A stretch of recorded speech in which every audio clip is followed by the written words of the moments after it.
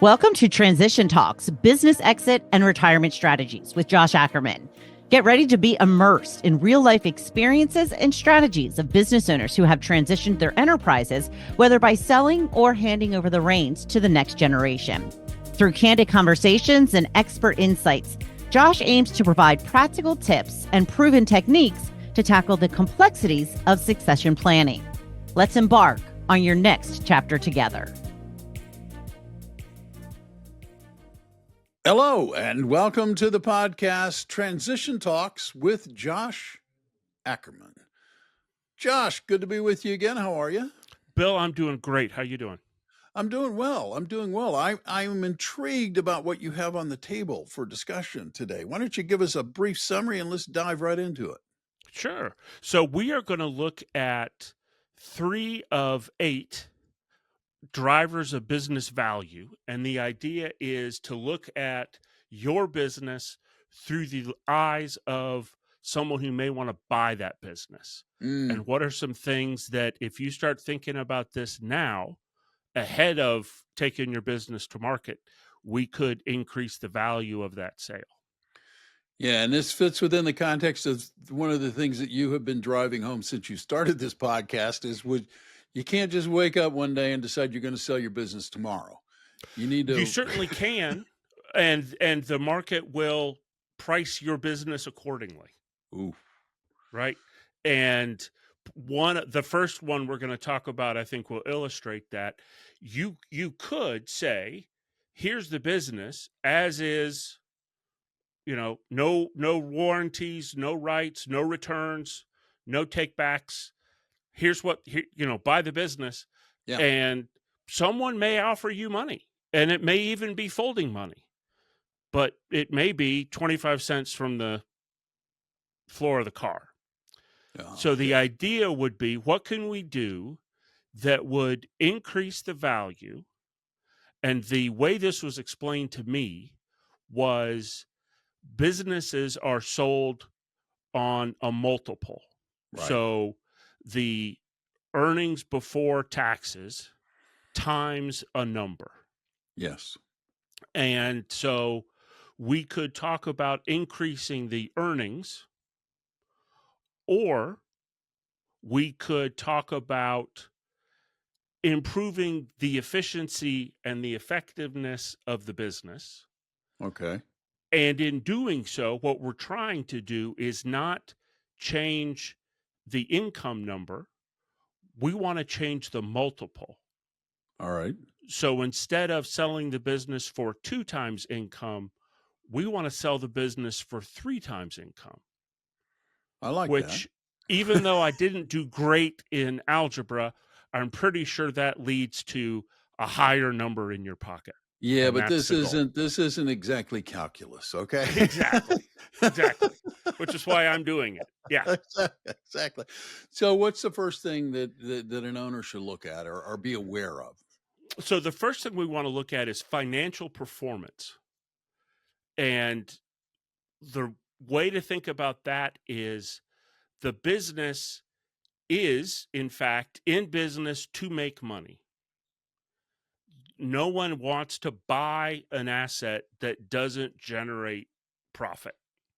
That seems obvious. That seems pretty obvious, yeah.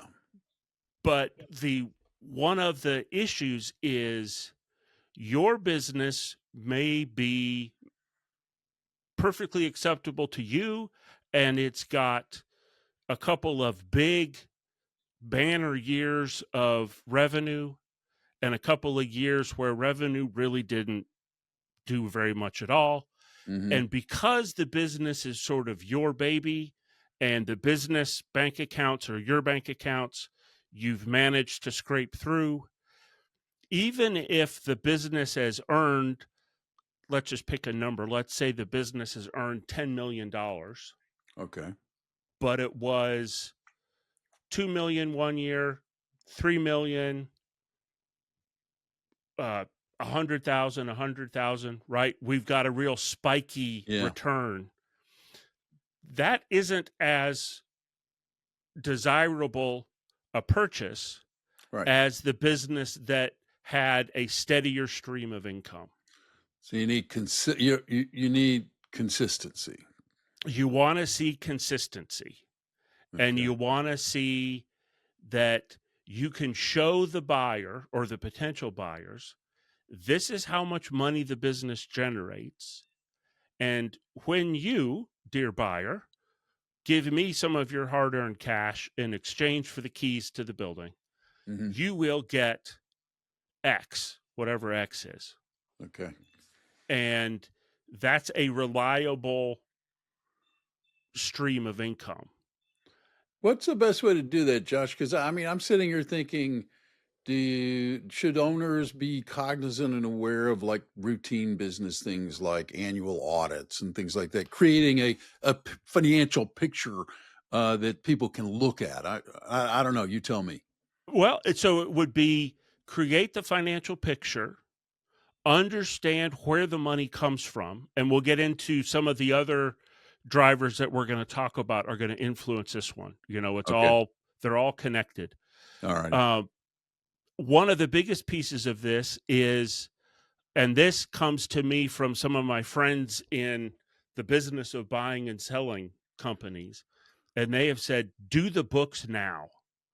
Have good financial records now. Yeah. Because the buyer that you want to be talking to is going to ask for those financial records. And so the homework will be due. They are going to collect the homework. You may as well get it done now and walk into class with your homework already done. Yeah, and not to mention that I would think if I'm looking at Josh's business, I would think I'd be a whole lot more willing to pony up the money if I've got some transparency on what Josh's business has been doing during the time he owned it, so that I had a better idea of what I was buying than sort of guessing. Exactly. Or taking your word for it. Yeah, Right. We don't, that's actually not very helpful, it turns out. that's not helpful. I don't know. I So don't think you have very many clients that say, "Well, I'll take your word for it." yeah, exactly. Yeah, I have clients who don't ask a lot of questions, but that means that they sort of assume that I'm watching the things and I'll tell them when something goes wrong, right? Okay, So sure. it's trust but verify. Hey, Well, Josh, how we doing? Well, it's the same kind of thing. In the absence of trust, you need to have good financial records. I think I'll put that line on a T-shirt or something. there you Coffee go. mugs. Yeah. I don't know that it'll sell a lot, but it makes a lot of sense. Yeah, the business valuation experts. That's the niche for that shirt. So this leads us to number 2, which is growth potential.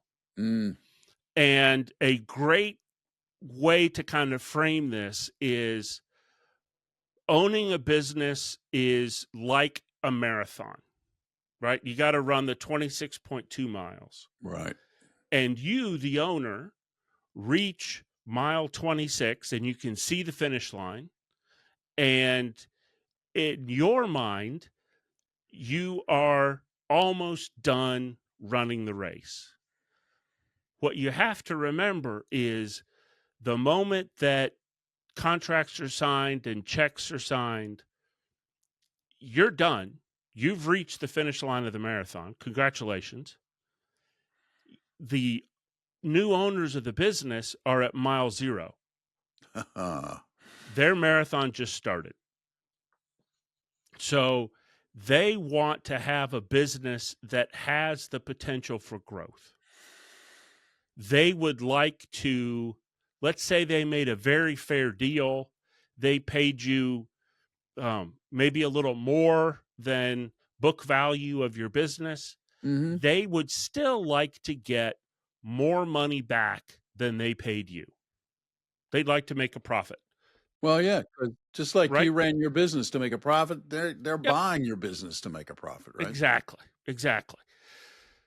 So they want to see that the company has the potential to grow, that there are ideas, that there are markets, that there are strategies in place that will help this business grow in the future. And this comes back, oddly enough, to the idea of I woke up, I want to sell my business today. Mm. Or I'm now negotiating with someone to buy the business. And instead of spending 60 hours a week working on the business, I think I'll go in on Tuesdays. Because in my mind, the current owner, I'm almost done. And the current owner starts to take their foot off the gas, isn't really chasing new deals, new strategies. And remember, selling the business is at best probably a 12-month process. And I think you should certainly plan for that kind of time frame. Right. So if the owner takes their foot off the gas and stops trying to grow the business, that can have real ramifications in the eyes of a potential buyer, because they're looking at the business saying, well, your financials were pretty good 6 months ago, but they're starting to go down. And I'm not sure I see the potential for growth in this business that I was hoping to see. And I'm not sure I want to put the money in.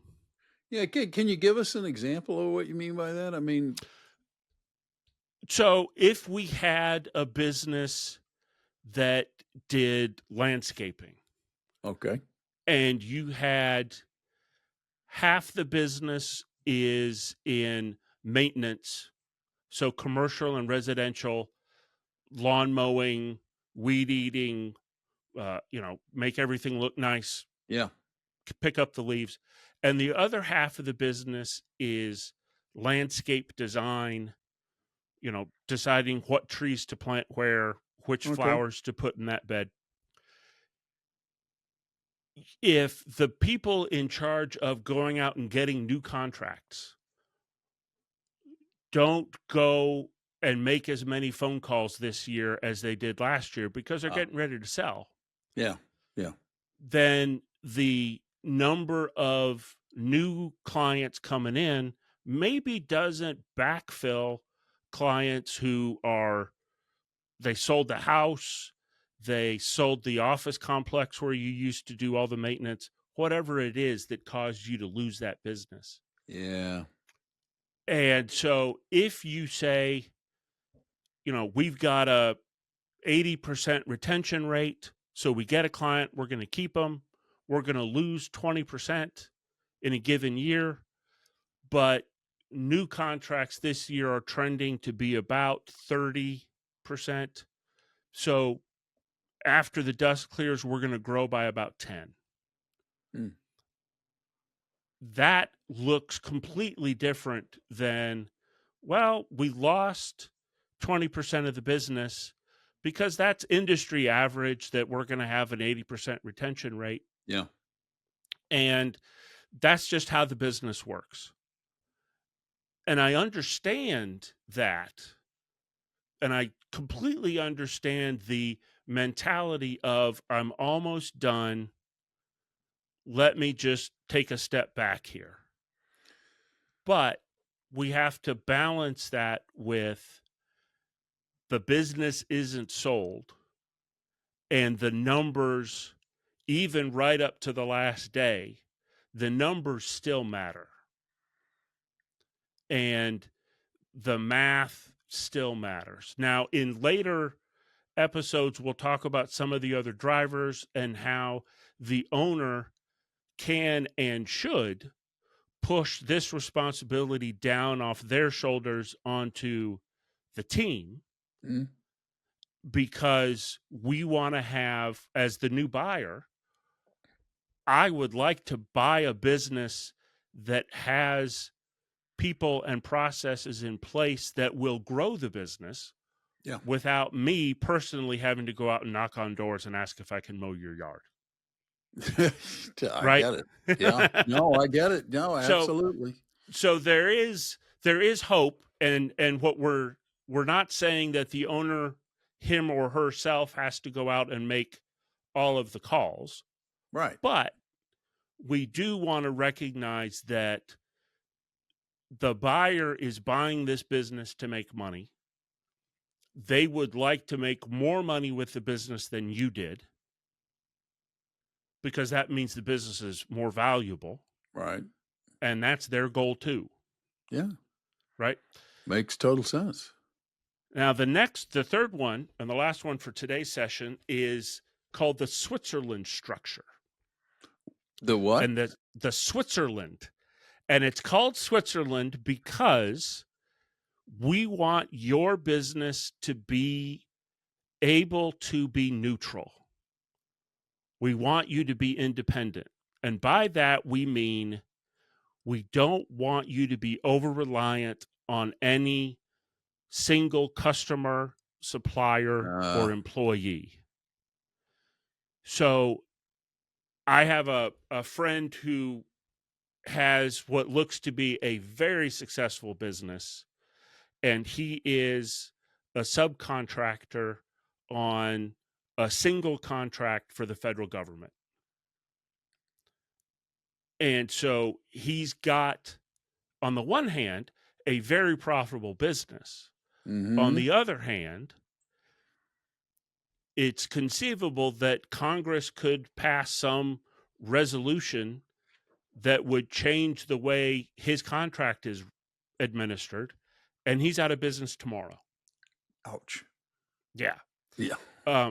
So we don't want, it's harder to sell a business that is reliant on any single point of failure.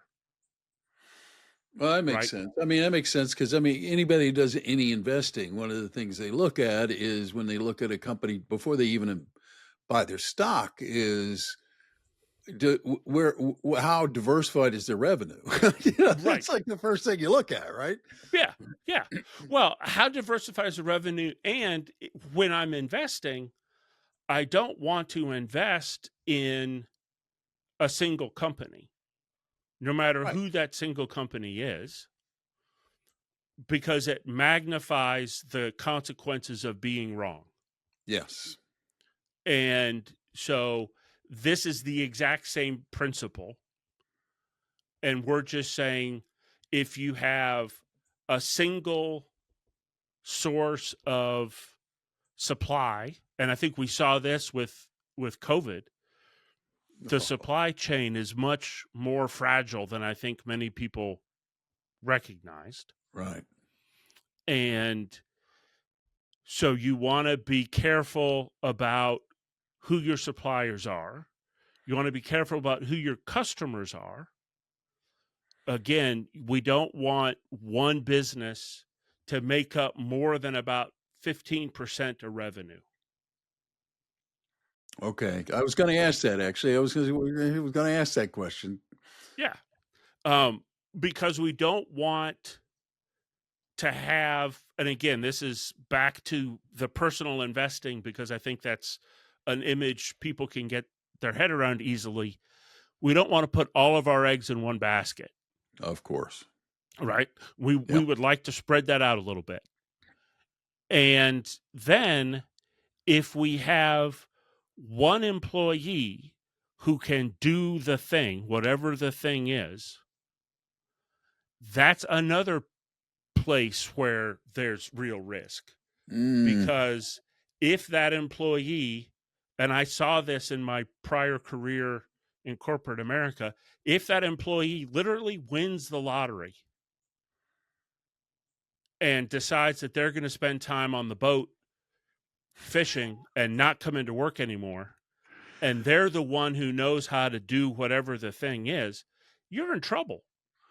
You would be what some of my relatives would say is up the creek without a paddle. So you would be up the creek without a paddle.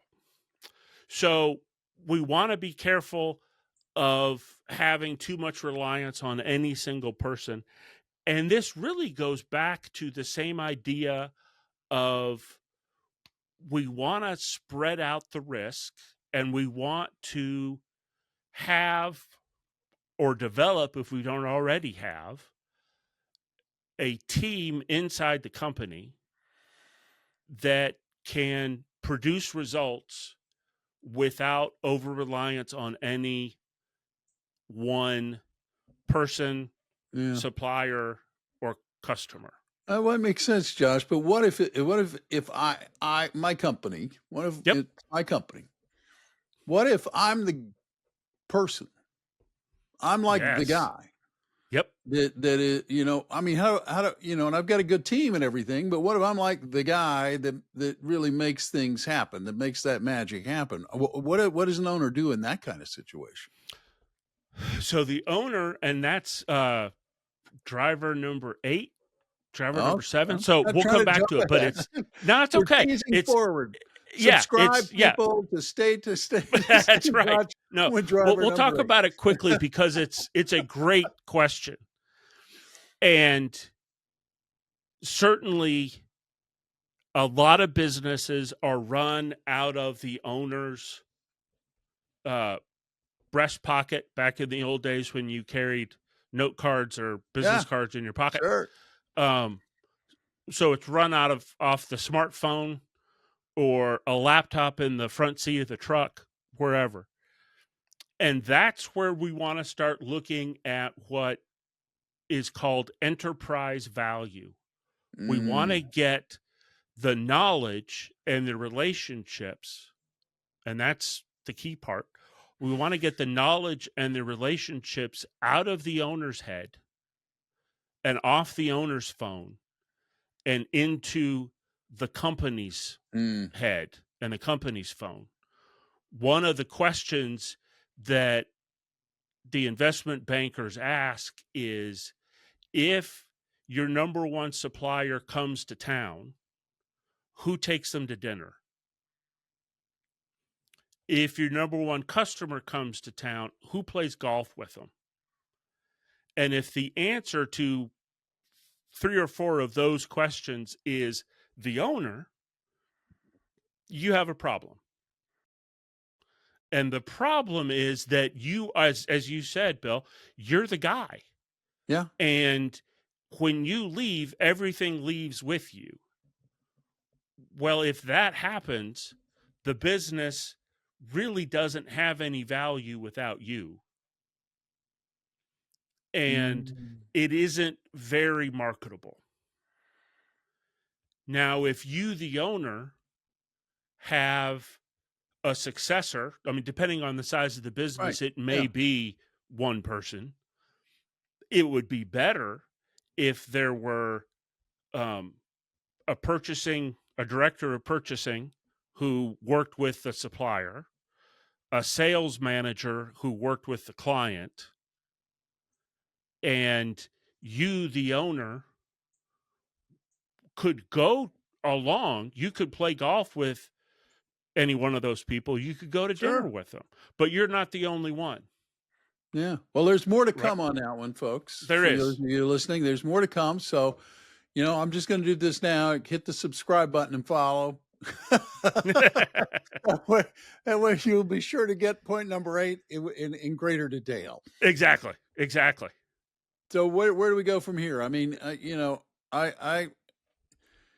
I understand that it's a simple engineering concept of redundancy in terms of either the suppliers and or the customers.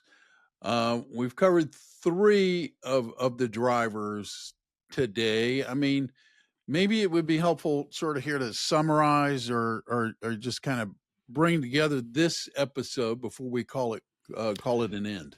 Well, so this episode, certainly with the first 2, with the question of financial performance and growth, is really pointing at the idea that once you decide that you're going to sell the business, in the best possible world, that is 2 to 3 years before you actually intend to be gone, before you actually intend to walk out the door.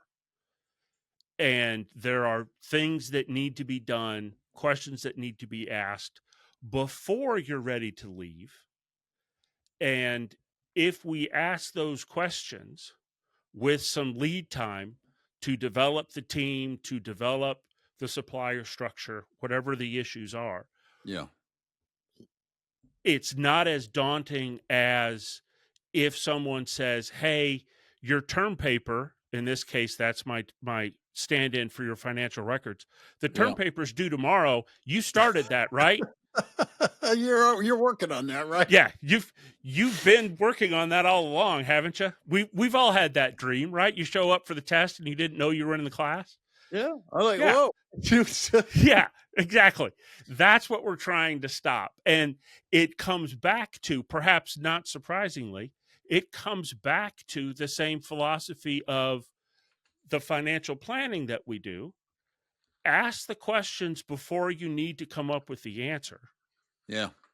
And it isn't that there's a magic 8-ball that I can look into and give you the answer to these questions, but we can start the conversations, and it's our job.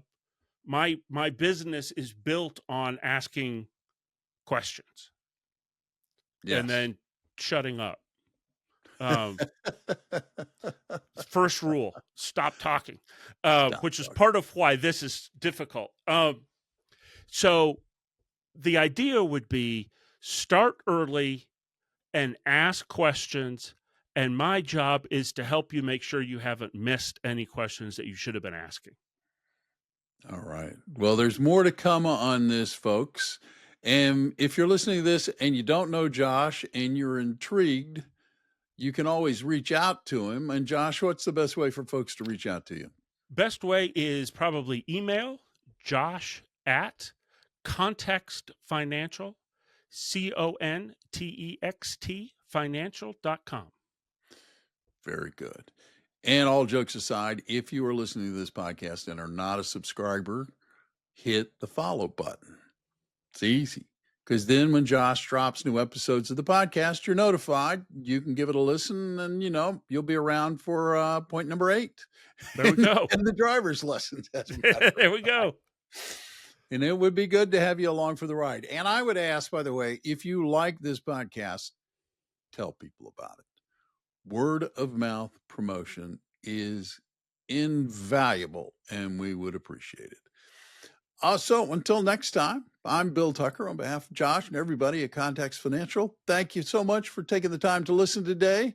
And we will remind you that you can go out today and make today a great day or not. It's your choice. Use it wisely.